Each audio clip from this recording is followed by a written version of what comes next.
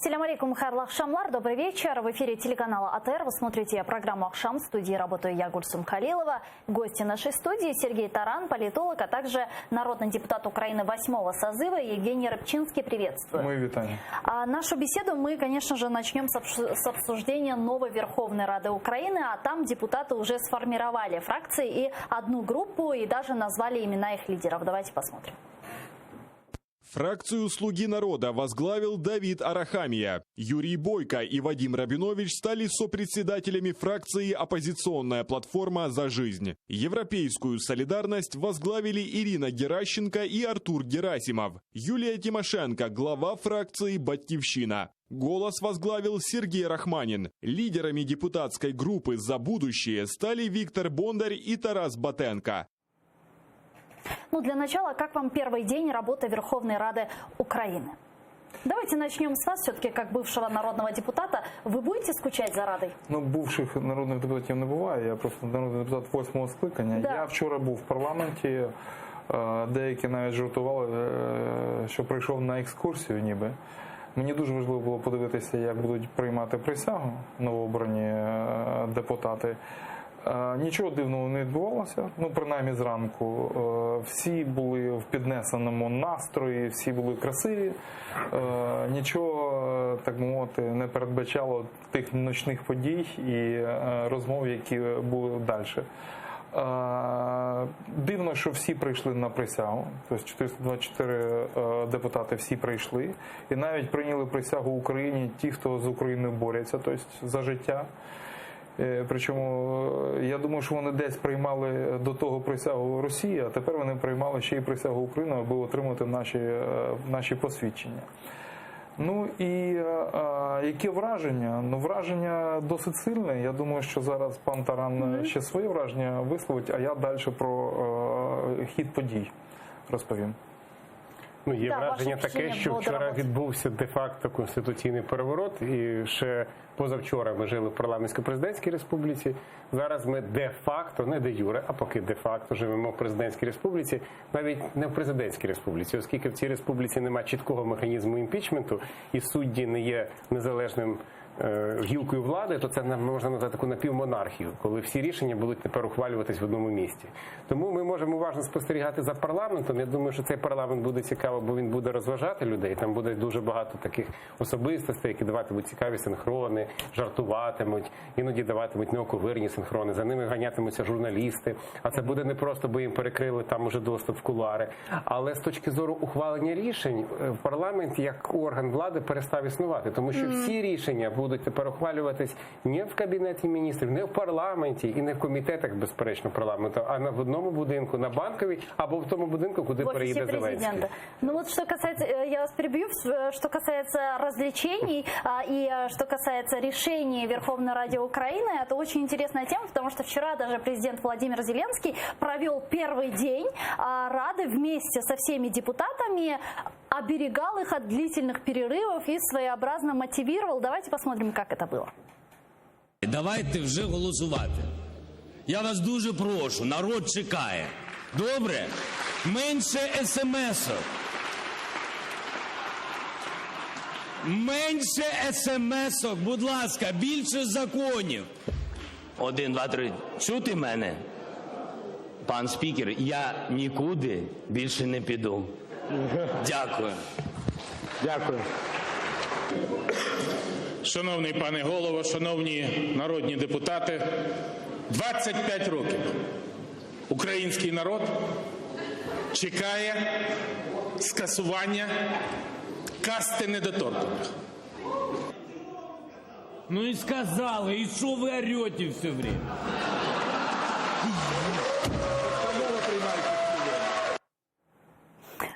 Смішно, правда? Я вам хочу сказати, що народу це дуже подобається. От як би ми зараз не критикували, звичайно, є і шалений попит на шоу, і це з першого дня ми маємо шоу. Я не погоджуюся з своїм сусідом щодо того, що у нас була парламентсько-президентська республіка, у нас де-факто завжди була президентсько-прем'єрська, і завжди у нас парламент виконував таку побічну функцію, просто кнопкодавити. В парламенті мало що відбувалося такого, що значущого для країни. Все відбувалося завжди в адміністрації президента, і по великому рахунку нічого не змінилося.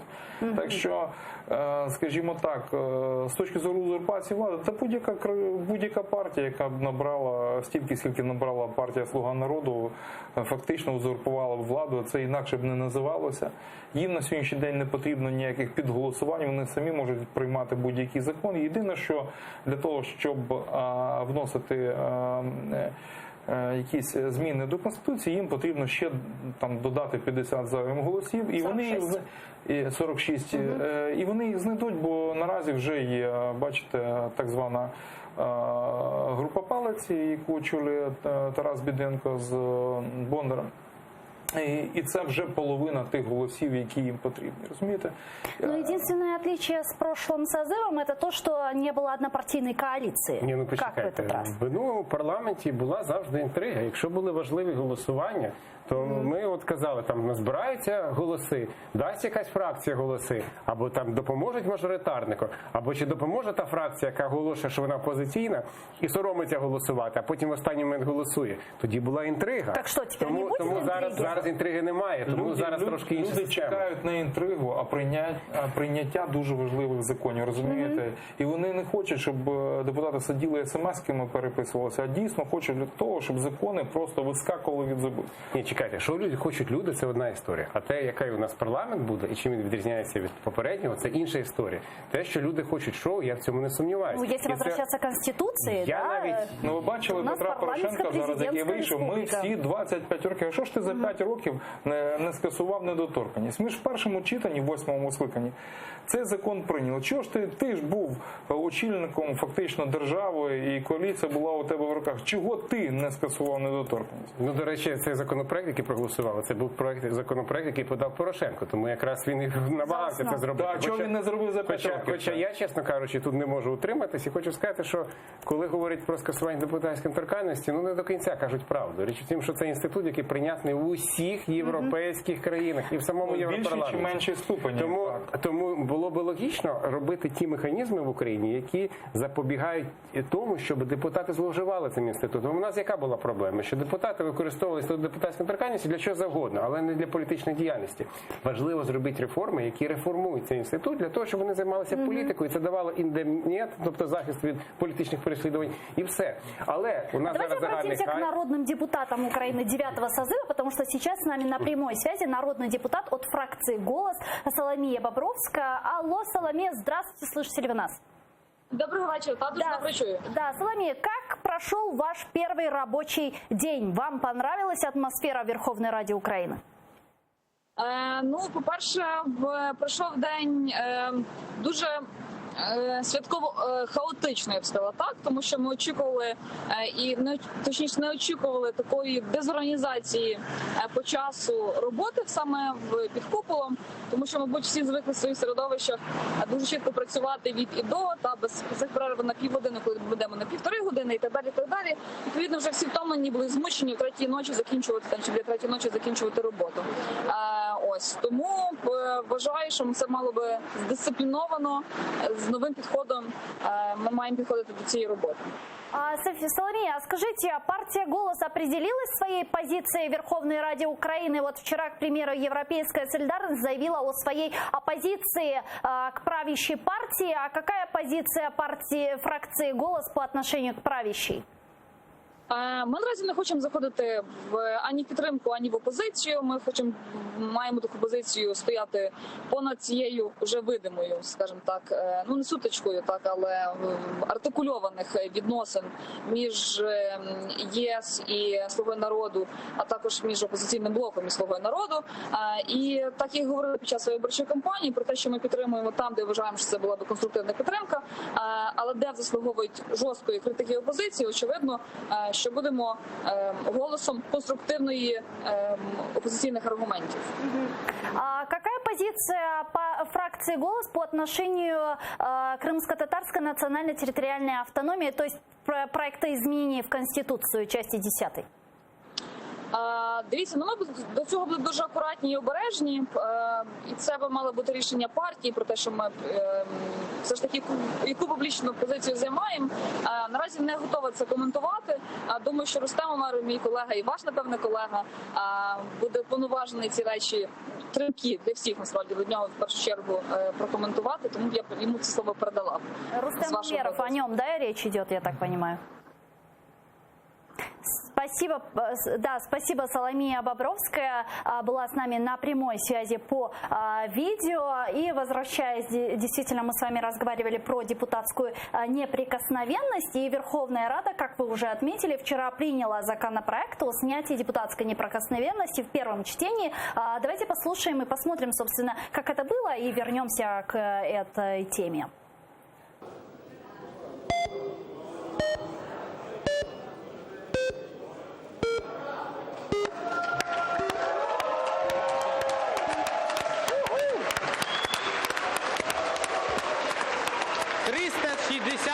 За, проти 0, утримались 1. Рішення прийнято.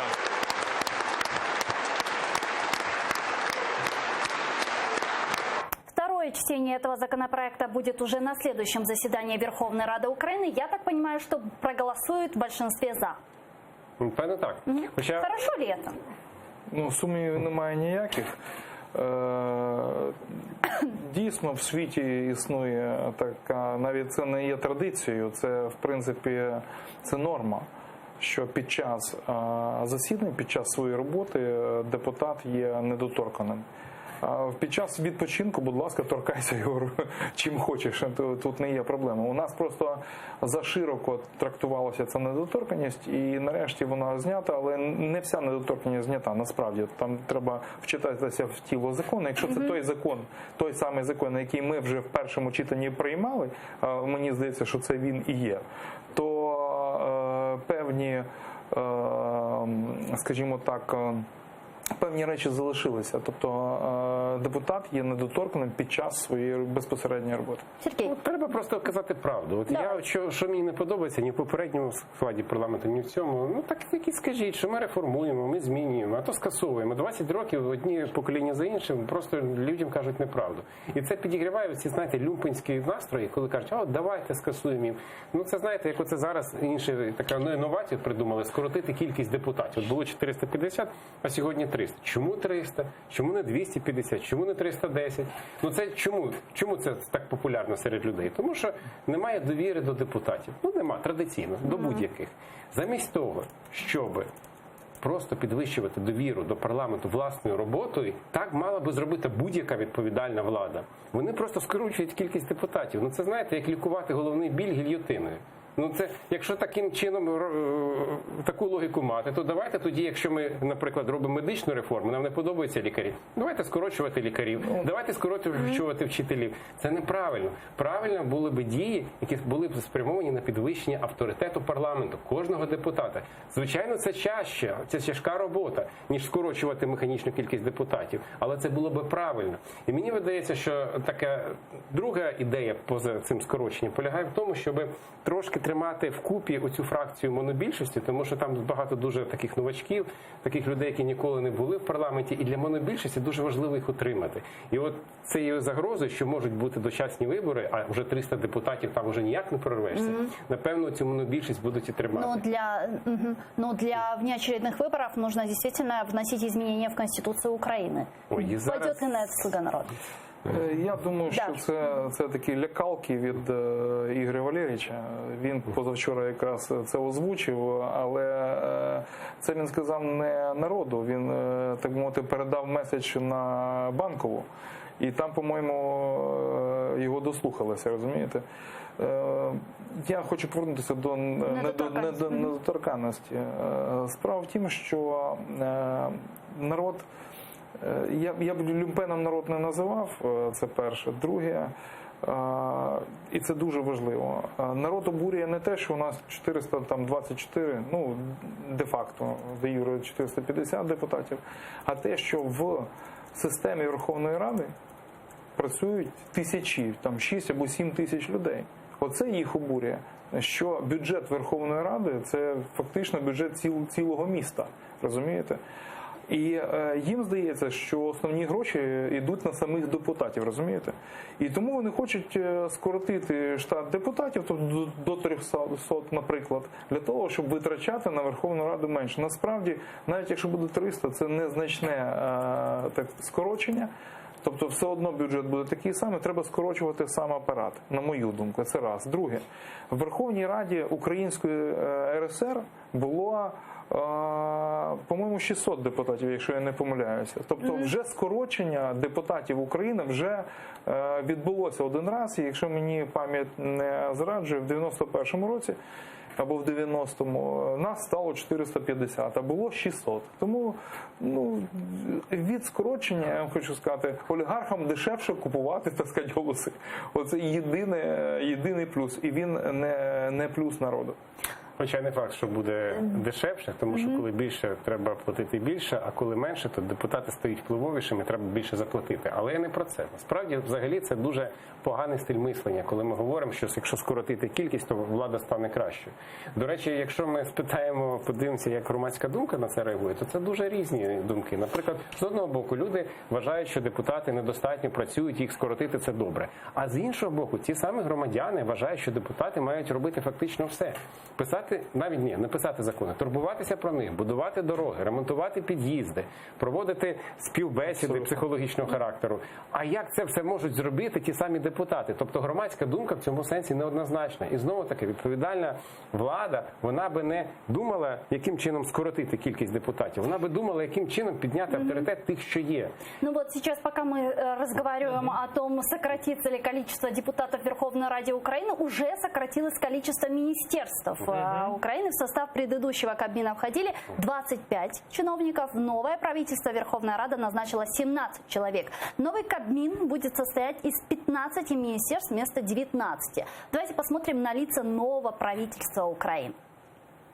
Верховная Рада 9-го созыва на первом заседании назначила новых министров в правительство премьера Алексея Гончарука, вице-премьер по вопросам евроинтеграции Дмитрий Кулеба, дипломат и специалист по коммуникациям, представитель Украины при Совете Европы. Вице-премьер, министр цифровой трансформации Михаил Федоров. Сохранила свою должность министра финансов Оксана Маркарова. Министр Кабинета министров Дмитрий Дубилет. Министр развития экономики, торговли и сельского хозяйства Тимофей Милованов. Министр инфраструктуры Владислав Криклий. Алексей Оржель, министр энергетики и защиты окружающей среды. Министр обороны Андрей Загороднюк. Еще один министр, сохранивший свою должность, Арсен Аваков, 5 лет возглавлявший Министерство внутренних дел. Министр иностранных дел Вадим Пристайко. Зоряна Скалецкая, министр здравоохранения. Министром образования стала Анна Новосад. Денис Малюська возглавил Министерство юстиции. Министр развития общин и территории Алена Бабак.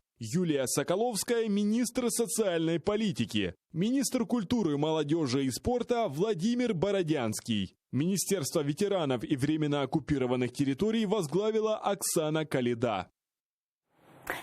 Действительно, бурю возмущений в обществе вызвала личность Арсена Авакова, которого оставили на должности министра внутренних дел Украины. Как вы думаете, почему? И связан ли пост народного депутата Лизы Богуцкой о том, что якобы в декабре Петр Порошенко готовит переворот и какой-то путч, с тем, что Авакова оставили на этом посту? Я не буду Лізи Богуцької пости зараз обговорювати. Я скажу, що Авакова залишили цілком зрозуміло чому, тому що він забезпечив прозорість виборів, скажімо так, і порядок на дільницях.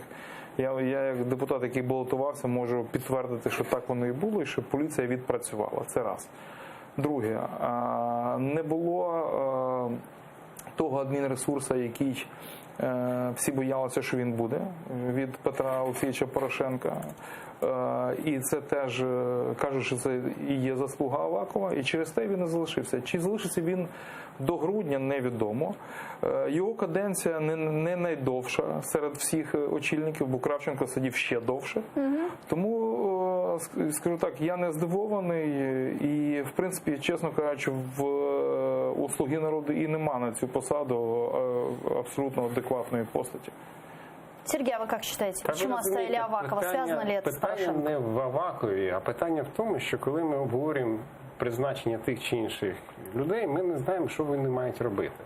От щоб оцінити правильність призначення, треба розуміти, яка перед людиною є задача. Якщо, наприклад, в уряду є стратегія проводити ліберальні реформи, ну, припустимо, то тоді, очевидно, треба люди, які мають досвід саме в цій сфері, можливо, такі гарні монетаристи, які будуть стежити за фінансовим управлінням економіки. Або, наприклад, уряд візьме якусь іншу модель реформування економіки, наприклад, соціально орієнтовану. Такі теж моделі є. Тоді треба, очевидно, інших людей шукати. Або, можливо, там посилиться державне регулювання. Ну, припустимо. Тоді треба інших людей шукати.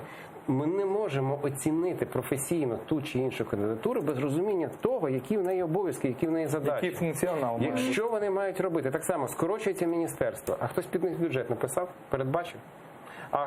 Добре, скорочується міністерство. А які повноваження цих міністерств? А куди, щоб... тобто ми нічого не знаємо. Ми зараз знаємо лише назви і знаємо прізвище. А що вони будуть робити, ми не знаємо. Як ми можемо їх оцінити, якщо ми не знаємо, які задачі перед ними стоять? Вадим Пристайко уже обозначил будущие свои действия, а именно он действительно из трибуны Верховной Рады Украины заявил о первоочередных целях и векторах деятельности ведомства. Прошу прямую речь Вадима Пристайко. Найбільше наш зовнішньополітичний пріоритет – завдання номер 1 – відновлення миру на Сході та деокупація повернення Криму. 5 довгих років ми ведемо нерівну боротьбу з Російською Федерацією. Незважаючи на драматичні прогнози, ми вижили в цій боротьбі, що не менше виживаємо. Нам потрібні мир і стабільність – все те, що краде у нас війна. Ми не можемо і не будемо вести безкінечні переговори в різних форматах. Я ціную всю ту роботу, яка була проведена до мене. Вірю, що завдяки впертості, обережності, іноді хитрості наших попередників і, безумовно, підтримці наших партнерів нам вдалося відвернути катастрофу, повномасштабну війну з Росією. Ну, задекларированный курс Вадимом Пристайко не очень-то и отличается от того курса, который декларировал его предшественник Павел Климкин. Так почему же Зеленский все-таки не оставил Климкина на посту министра иностранных дел? Судячи по кадрових призначеннях, лояльність особиста продовжує бути чи не основним критерієм при призначенні на ті чи інші посади. Той, хто призначив, тому людина ця є лояльна. Хоча те, що я почув, мені сподобається. Мені подобається, що у нас зберігається цей курс. Але тут, знаєте, дьявол завжди в деталях. Тому що одна справа, коли ми говоримо про повернення Криму і Донбасу, інша справа, коли ми говоримо про чіткий механізм, на яких умовах. Путін хоч завтра готовий повертати окуповані території Донбасу, але він при цьому ставить умови. Поміняйте Конституцію, відмовтеся від європейської євроатлантичної інтеграції, оголосіть амністію бойовикам, дайте автономний статус Донбасу. Так вони вважають, що так потрібно робити. Ми на таких умовах не можемо приймати ці території, тому що це, по суті, перетворить на національну катастрофу решту країни. Це не прийме країна. Тому ми зараз і ведемо дуже важкі перемовини з усім світом, щоб продовжувати санкції проти Росії і одночасно посилювати нашу армію. Це приблизно ті механізми, які були, як каже Пристайко, за попередників. Які будуть механізми утримання російсько-української війни за часів нової влади, ми цього теж не знаємо. Тому добре, що він це говорить, погано, що він не обговорює як.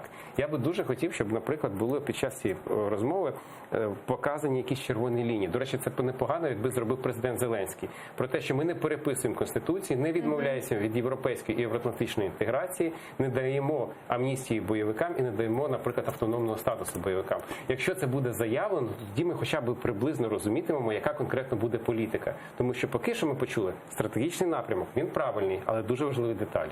А як вам заявлення Пристайко? Внушає довір'я? Я би сказав, що мені дуже сподобалося. Він чітко означив нашу позицію щодо Донбасу і щодо Криму.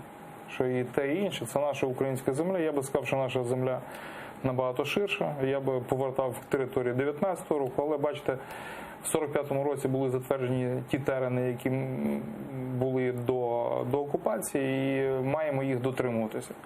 Щодо Клімкіна, я б сказав, що його треба було знімати всі 5 років і знімати щоразу, і багато таких нарікань було. Це, на мій погляд, це один з найслабших міністрів закордонних справ, які взагалі в Україні були. Тому чому не залишив президент його? А чого його має залишати президент? Він карманний, так мовити, кишеньковий міністр самого Порошенка. Більше того, це позиція, яку міністр іноземних справ, це позиція, яку висуває тільки президент. Розумієте? Це його особиста позиція, це його, я би сказав, рупор на зарубіжні країни.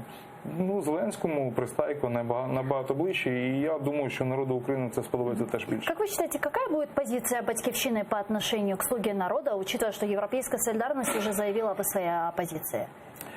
Ну, по-перше, у Батьківщини ніколи з Європейською солідарністю не було нічого спільного, крім самого європейського вектора. Європейського вектора на НАТО. Все решта і підходи до всього були зовсім інші. Я думаю, що Батьківщина буде допомагати в тих добрих справах, які буде починати президент. І навпаки запобігати тим, скажімо так, прикрим помилкам, яких той може припуститися. И еще 5 минут остается до завершения нашего эфира. Очень важная тема, которую мы хотим успеть с вами обсудить, а именно вопрос возможного освобождения украинских политических заключенных. Сегодня, действительно, в течение всего дня Украина ждет возвращения украинских узников Кремля. А все действительно началось из нескольких сообщений в СМИ РФ, а также телеграм-каналах. И после чего даже родственники и близкие политических заключенных прибыли в аэропорт. Один из них отец военнопленного моряка Виктор Сорока, который в аэропорту дал комментарий нашим журналистам. Давайте послушаем, что он сказал. Нас ніхто сюди не запрошував, ми приїхали по виклику батьківського відчуття, що треба їхати, але, на жаль, це все оказалося фейком про те, що хлопці вже в Україні, що вони на обміні, поки нам інформацію не підтвердили. А що кажуть вам? Нам ніхто нічого не каже, ми ще ні з ким не спілкувалися. Зараз спробуємо з кимось зв'язатися, їхати в Київ, але з Києва виїжджати не будемо. Тому що сподіваємося, що це буде сьогодні, якщо не вечором, то вночі. Будемо залишатися в Києві, доки не дочекаємося хлопців. Ну а украинские депутаты от фракции «Оппозиционная платформа за жизнь» Виктор Медведчук и Вадим Рабинович заявили, что повидали в следственном изоляторе Лефортово украинцев Николая Карпюка и Станислава Клыха. Вот давайте посмотрим, что они сказали. Мы встречались с Миколой Карпюком, мы встречались с Сергеем Романовичем Клых. Мы привезли ему такое полтавское сало, подкопчено сегодня ночью на соломочке с украинским хлебом. Все это разрезали, видите, мне аж самому захотелось. И они, поверьте мне, они очень-очень были рады такому подарку своей земли. Виктор Иванович привез еще Клыху от матери конфеты и письмо. Мы с ними пообщались. Я думаю, что ребята в нормальной форме, хорошо выглядят, оптимистично настроены. Ну, конечно, никого не красит это все, но тем не менее все нормально. Зачем они поехали в Москву? Насколько я понимаю, вопрос освобождения пленными решается на уровне президентов Владимира Зеленского и Владимира Путина, нет? Очевидно, що Путін намагається зробити з цих двох політиків серйозних гравців на українській політичній арені. Ну от як він може, так він і робить. Тому він дає їм трошки більше можливостей, ніж дає, наприклад, нашому посольству чи дає нашим політикам. І намагається зробити їх героями визволення. Мовляв, це, по суті, Рабінович і Медведчук їх визволили. Це абсолютно грубе втручання в внутрішні справи України. Але, знаєте, я так скажу, що якщо наші герої опиняться на свободі, це дуже добре. Навіть якщо нам по дорозі доведеться подивитися це. Евгений, а вы как считаете, освободят ли украинских военнопленных моряков, учитывая, что сегодня в различных телеграм-каналах были различные сообщения, вплоть до того, что прибыл один военный самолет в аэропорт Киева, и даже родственникам сообщали, что якобы они уже тут. Да. В аеропорт Київ прибуло 2 військових літаки, але ніхто з них не виходив. І є припущення, що когось і привезли. Не можна це спростувати або підтвердити. Я ще в 8 годині ранку написав про те, що визволили. У мене була інформація ще вночі, що Сенцова перевезли до Москви. І це для мене було сигналом безперечним, що йде визволення. Я вже написав, що Сенцов фрі. На превеликий жаль, прийшлося цей пост зняти, так само, як і генеральний прокурор Рябошапка. Вам хтось дзвонив, просив зняти? Ні, не просив, але багато написало, що це фейк, а я сказав, а спростуйте. Ну, от він же вже не в тюрмі, він вже в Москві, а в Лефортово, ну, це трошки не Сибір, розумієте? Чи вони прибудуть сьогодні навряд чи. Є така позиція переговорна, що вони мають прибути 3 вересня. Я думаю, что это ймовірніше. Скажите, а вот основным вопросом все-таки остается следующий вопрос. А какова цена обмена политических заключенных? В обмен на что их освобождают? Не потеряем ли мы чего-то? Дуже це правильне питання, тому що насправді Путін діє як типовий терорист. Він готовий визволяти заручників, але в обмін на неприйнятні політичні умови. І це дуже небезпечна історія напередодні міжнародних зустрічей. І, можливо, до речі, про умови обміну ми можемо дізнатися саме під час перемовин. Я би дуже хотів, щоб, наприклад, президент Зеленський знову-таки провів дуже чіткі червоні лінії, щоб ми з вами не переживали, які там політичні умови будуть обговорюватися для України. Євгеній, як ви вважаєте? Я вважаю, знаєте, не те, що є теорія змови, але я скажу, що ми є об'єктом, а не суб'єктом геополітичної гри, великої гри, в якій Росія є гравцем, а ми, на превеликий жаль, ні. Є певні плани світові, і ми в цих планах фактично статисти, і це частина цього плану. Чим він завершиться, будемо бачити подаль, в найближчий час, я б сказав. Але однозначно визволення – це добре, а не погано. Оце я можу сказати абсолютно точно. І у нас не буде таких ситуацій, якщо ми будемо мислити, що ми будемо суб'єктом політики. Якщо ми змиримося і впустимо руки і кажемо, все за нас вирішують, то це шлях нікуди. Тому ми маємо все одно мати свою позицію, і дуже багато залежить від того, наскільки настирливо будь-яка влада просувається позицію в світі. От дуже важливо хочу сказати, що мені здається, що саме Путін зробить з Зеленського патріота, розумієте? Тому що, знаючи Володимира Олександровича, я можу сказати, що з ним так, як Путін розмовляє, з ним так розмовляти не можна. І невдовзі ми, можливо, побачимо зовсім іншого Зеленського. Это был Евгений Рабчинский, народный депутат Украины 8-го созыва, и Сергей Таран, политолог, гости нашей студии. Благодарю. А мы завершаем информационно-аналитический блок на телеканале АТР. Оставайтесь первым крымско-татарским Корушкевичем.